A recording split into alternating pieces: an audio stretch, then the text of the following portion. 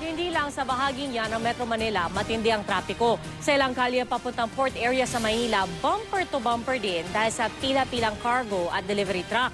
Sa isang lane lang kasi sila pwedeng dumaan tuwing weekend. Nakatutok si JP Soriano. Ang truck ban sa Maynila ang sinisisi ng mga negosyante na sanhi ng port congestion. Kaya para maibsan ito, pinayagan na ng lokal na pamahalaan na bumiyahe 24 oras ang mga truck sa lungsod kapag weekend. Pero sa isang lane lang sila pwede dumaan. Kaya ang resulta,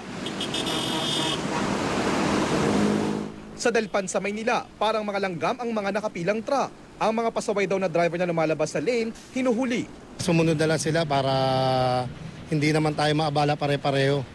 Maganda naman yung binigay sa kanila na 24/7 talaga rito.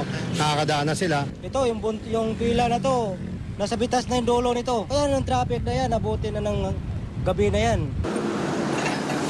Ayon sa cargo truck operators, ang mahabang pila ay dulot din ng port congestion. Puno na kasi ang mga pantalan, kaya hindi basta-basta na ibababa ang mga walang laman na container vans. Yung sa mga empty niya, hindi masuli. Sa mga siway. Bakit hindi masuli? Puno na. Iba.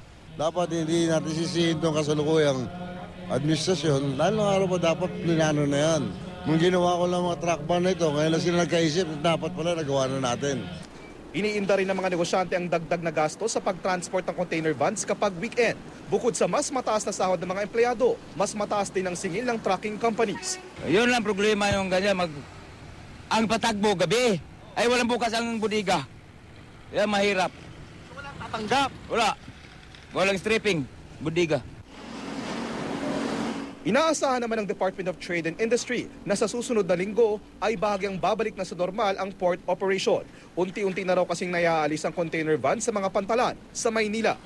Sa Lunes, inaasahang magbibigay ng assessment ang Philippine Ports Authority kaugnay sa problema ng port congestion.